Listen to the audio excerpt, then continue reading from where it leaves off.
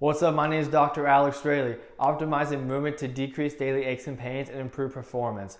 Whether you're trying to get through the day without any elbow pain or trying to become the world's greatest deadlifter, this channel is for you. Go ahead and subscribe and hit that notification bell so you know each time a new video is uploaded. This is the third part of the core series where we finally get into the exercises.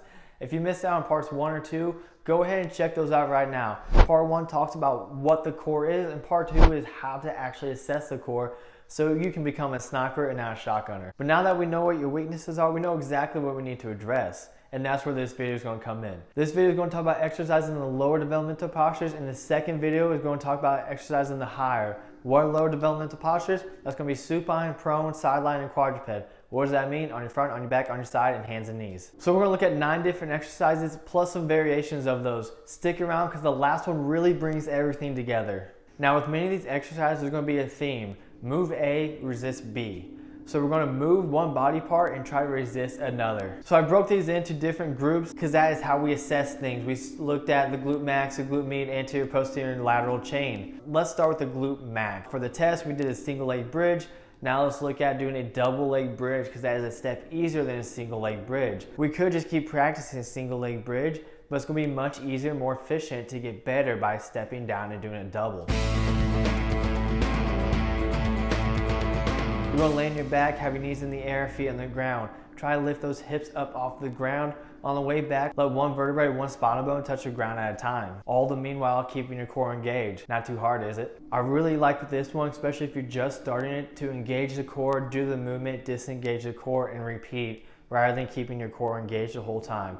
I think the more repetitions you can get of physically engaging your core, the better off you're going to be. So to make this one step harder, let's go ahead and do a march. What this simply is leaving your butt on the ground still, lift your foot up just an inch. Literally just enough so that foot is no longer carrying body weight and it's all on the other side, and put it back down. What you're watching for is to see if that opposite hip moves when you move your foot. So if I'm lifting up my right foot, I want to make sure my left hip stays intact. Now if you can't really tell if this is going on, go ahead and lift your hips up all the way and then give it a try.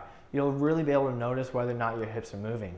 We can also add a band around the knees for even more glute activation. And to make this even harder, we can perform the march with the band around the knees as well as having the upper arms moving side to side. So it's a whole body involvement while the core still has to stay stable. Going back to our theme real quick, if foot or the leg moves up, that opposite hip needs to stay stable. Foot move, hip stable. Now let's get into the glute med. Remember, that's the little muscle on the side of the hip. The glute med does a lot for hip stability and is super important for walking. Now the first exercise is going to be strengthening for the glute med. It's called a clamshell. Simply enough, you're going to lay on one side and have your knees bent, your feet are stacked underneath your butt. You want to make sure your hip is pointed forward, and from here you're going to lift your knee off the other one while keeping your feet attached. So the mistake most people make with this one is as they're going, they let that hip drift backwards, so it's no longer facing forward. So now it's working other muscles and not getting the job done. Now this works the strength of the glute med, but not necessarily the motor control or the stability of it. So what stability or motor control really is utilizing the strength when it's needed. If the muscle's not able to fire and time properly, then no matter how much strength you have, it's not going to work right. So to work on the motor control and stability of the glute med, let's go ahead and do a fire hydrant. For this, you're going to get on your hands and knees, and you're going to lift one leg up like a dog peeing on a fire hydrant. So not only is this working your right glute med in this case, moving my leg up, but it's also working my left glute med by keeping that pelvis still. So with my left glute med, it's supposed to keep that pelvis right where it is and not let it drop down. One way to know if that left glute med is working properly is when you bring that right leg back down, does it hit the floor too early? If it does, that means your hips have dropped and the glute med on the other side, the left side, is not working properly. So back to our theme, we're trying to move the right leg, but resist movement on the left side. Before we get into the next exercises, go ahead and hit that like button down below. That lets YouTube know that you enjoyed this video and it'll show it to more people. If you really want to help support the channel, go ahead and leave a comment as well. Let me know what pains you're dealing with. If you're not dealing with any pains, go ahead and type in the exercise that we just did, fire hydrant. Dog emoji optional. For the next group of exercise, we're going to work on the anterior core here in the front. The first one we're going to do is a single knee fall out. You're going to start in that same position as you did with the bridge, laying on your back with your knees bent. You're going to let the knee fall out to the side, just let gravity take it, and then you're going to pull it back in. Now the key here, going back to our theme, is we're moving our right leg, for example, but having our left hip stay stable. So what I like to do is as I move my right leg, put my left hand on my left hip, so I can see if that's moving. Now, if you're not really able to tell if you're doing it properly, go ahead and lay on a foam roller. Place that right in the middle of your back. If you move your leg to a side and you roll off the foam roller, then you did not keep your core stable. As you move, you want that foam roller to stay right in the middle of you. Now for the second exercise, we're going to do a quadruped rock back. You're going to get on your hands and your knees, and you're going to simply rock back. This does also test for hip flexion, but we're not doing it for that right now. You may notice that you have a butt wink, which is when your hips fold underneath you and come back up on your way up. You can try to move your legs out a little bit, as your hip socket might like that better.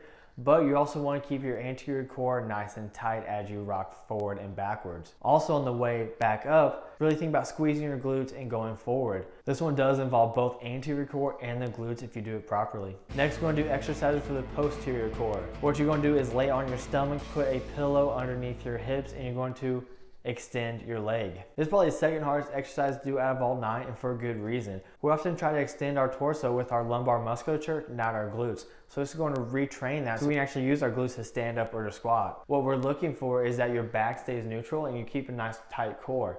We don't want to see that back starting to extend at all. What that means is you're using your back, not your glutes, in order to extend your leg. So when in real life does this matter? When you're squatting or deadlifting, you need a strong hip extension, and that needs to come from the glutes, not the low back. For the lateral portion of the core, we're going to look at a lot of different variations of the side plank. However, this is part of the McGill Big 3, which is going to be covered in great detail in the 5th video of this series, so stay tuned for that part. The next exercise we're going to look at is breathing. Now we're spending a good 3 or 4 minutes in the second video learning why breathing is important and how to do it, so let's go ahead and look at some exercises of doing it.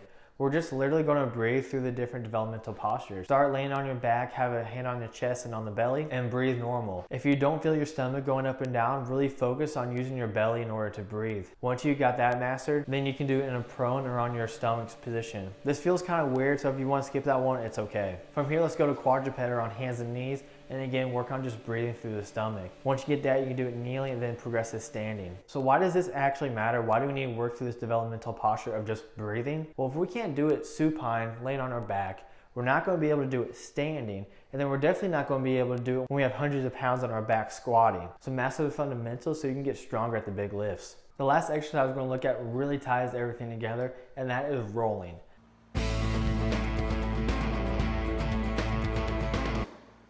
The very thing we learned before we even turned 1 year old, a lot of people can't do it properly anymore. So because this is such an important exercise, let's take a look at research real quick. This is from a 2009 study. It says rolling is not only related to functional tasks, but rolling patterns can function as a basic assessment of the ability to weight shift, cross midline, and coordinate movements of extremities in the core. Now, how often in the day do you cross midline? Quite a bit. If you see a door with a handle on the left side, I bet you still reach with your right hand. Maybe you have a big bowl and you're trying to put it up top, your left arm is now crossing midline. Now in sports, if you're throwing or swimming, you're going to cross midline. What about in the sport of powerlifting? Everything we do is straight. However, unless you unwrap with a monolift, you have to step back. Remember, this not only says crossing midline, but also weight shift, which is exactly what a squat walkout is. We spend so much time trying to build and develop our squat. Now how silly would it be if we got injured just walking out the bar? The third part of that statement was coordinated movements of the core and the extremities. What that means is, are we able to keep our core steady while we move our arms and our legs? So we are much stronger when we have a strong base or foundation, which is our core. So you can see from right here how important it is to make sure we are able to perform something as simple as rolling. So does rolling actually look at the stability of our muscles? Well, yes. When we look at the other paragraph from this, it says rolling may become altered from a lack of stability of core muscles. So if we can't roll or do this simple exercise,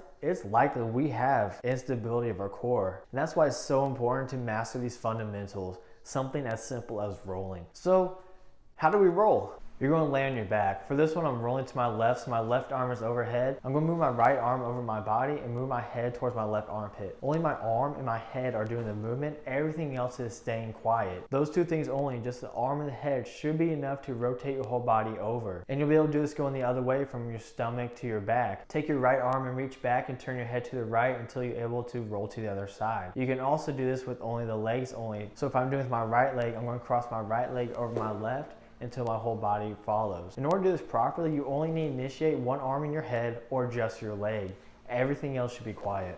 If you're having trouble doing this, place a pillow underneath your back so you're at a little bit of an incline already and then trying to go over. There's a lot more different ways I can show you to improve this, so if you want to see different methods of how to become a better roller, go ahead and leave me a comment down below. Alright, so those are the 9 exercises in this video, how to improve your core. I hope you found that very useful. Make sure to master the basics of just breathing and rolling so you can lift not only safely, but get even stronger. In the next video, we're going to talk about exercises in tall, kneeling, and standing postures. Those will be much easier to do if you already got these ones down. Thank you for subscribing, liking, and commenting, and I'll see you on the next one.